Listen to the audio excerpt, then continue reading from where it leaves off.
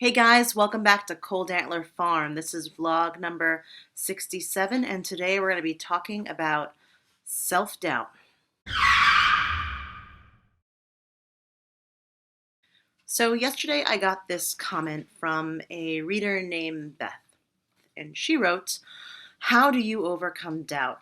I find myself doubting everything, doubting whether I have the strength to repair fences by myself, doubting if I can survive off of one income, doubting if my ideas are any good or should be pursued, doubting if I can juggle single parenting, working, farming, etc. I am full of doubt some days and want to know how you handle it when it sprouts up."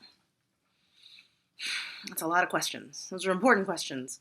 And I'm going to do my best to explain my philosophy on doubt and how I don't let it get in my way. Guys, this is the first thing to remember when you're thinking about stuff that scares you or you're questioning your own abilities. And that is that while we call it self-doubt, it rarely comes from ourselves. It's us doubting ourselves. It's the part of our brain that wants something, feeling shamed or inadequate to the part of the brain that is telling it not to dare want those things or try because you will fail. And that part of your brain that's telling you that over and over isn't usually from you. It's not a naturally occurring organism that festers out of your own body. You've been told that by other people. Negativity and doubt in your ability is something you've been taught or you've absorbed through the people in your life. A lot of times, people with a lot of self doubt are just surrounded by really negative people. They feel too guilty to get out of their own lives, usually because they're related to them, or, God forbid, married to them, or it's their friends they've had in their lives for years, whatever it is, or it's in laws, or it's people in your office that you work with all day that you have no control over who is or isn't sitting in the desk next to you. But their negativity, their attitudes, their own limitations, those are the things that get absorbed into your own brain and make you doubt what you can do. Stop listening to those people. Either get them out of your life or start replacing them with people who encourage you. Let me give you an example of this. I teach archery to folks who come to this farm for lessons, and I've taught it at some resorts over in Vermont as well.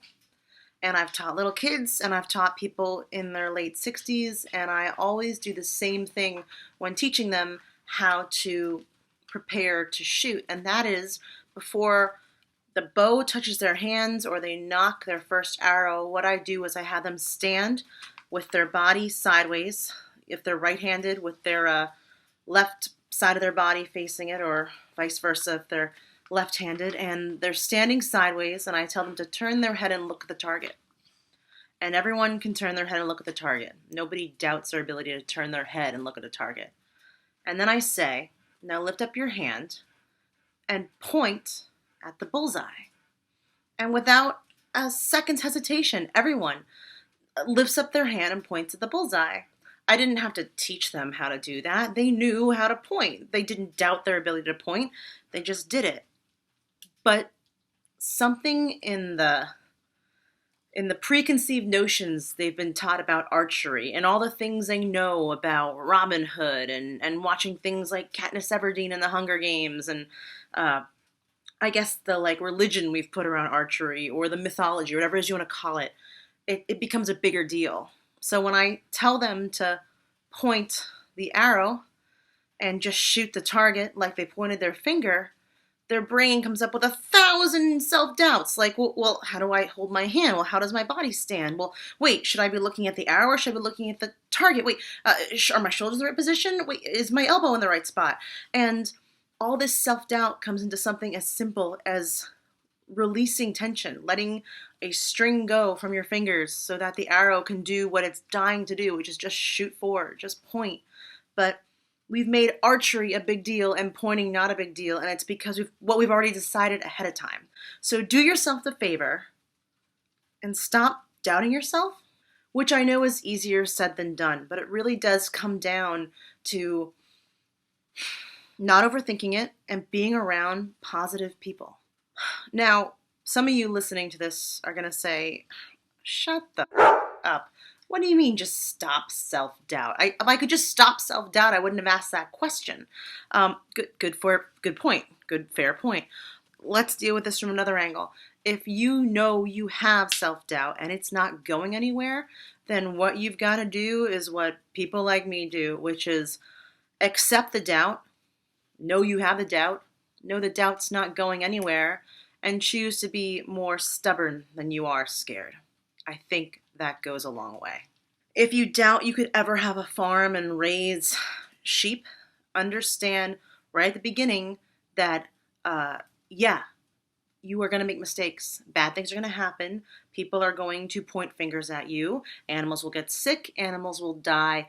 Bad weather will come. You may break your leg in the middle of winter and those animals might starve. No, there's a lot of things that could happen. So accept that doubt exists and do it anyway. And if it's too scary, like taking on 10 sheep because you doubt you can do it, don't take on 10 sheep. Take on an herb garden in your kitchen window that you're going to be at every day when you're eating your breakfast cereal.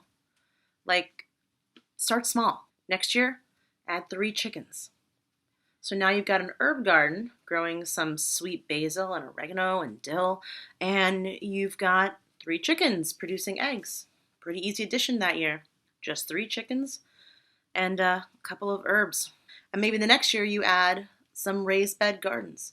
And all of a sudden that little herb garden in your window is now vegetables and fruit outside your door along with eggs. And suddenly you start thinking, wow, I've been building these things slowly into my life. And the idea of a couple of rabbit hutches or a beehive seems doable. I've been ignoring or pushing self-doubt aside for so many years and just slowly adding on more challenges to my life that I wouldn't know what to do with myself if you put me on a beach vacation somewhere for like 2 days. I mean, that sounds awful. Back to doubt. So that's my advice. Understand that doubt is taught and it can be therefore untaught. Surround yourself with people that encourage you. If you can't get away from people that discourage you, then just choose to spend more time with the people who do encourage you. And if there's no people in your life that encourage you and you haven't committed suicide yet, then perhaps what you need to do is go out and meet new people and don't doubt that you're awesome and people don't want to meet you. Because if you're interested in things like farming and homesteading, there's literally hundreds of thousands of people just online through Facebook and forums and YouTube channels that want to meet you. Understand that self-doubt may not go away and to do your best to do what you want to do anyway and accept the fact that failure will happen and you'll just fail better every time. I've been failing better at this farm for 7 or 8 years now.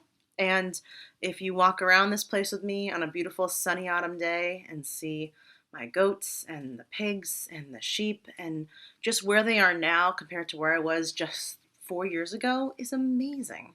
Because I kept making mistakes and learning from them, and the farm I have now only benefits from that. I did make the mistake of talking about it all online for years, which has been just a cesspool of self-doubt presented by other people's projections, but you can't win them all. Okay, so I hope this indoor rainy day vlog was helpful to you. Beth, I hope it may have helped some other people. Thank you for your suggestions. This is the 3rd day of daily vlogging. What do you think so far? Do you enjoy the daily vlogs? Is it too much? Can you not keep up? Or do you like seeing more of sporadic Jenna? Well, let me know. Either way, thank you for watching. I know you like the videos if you click the like button, and I know you like me if you subscribe to the channel. So by doing those 2 quick free things, you're just making more of this happen. And the more of this that happens will directly relate to how many folks just are on board. So come on board the Jenna train. Toot toot. I'm sorry.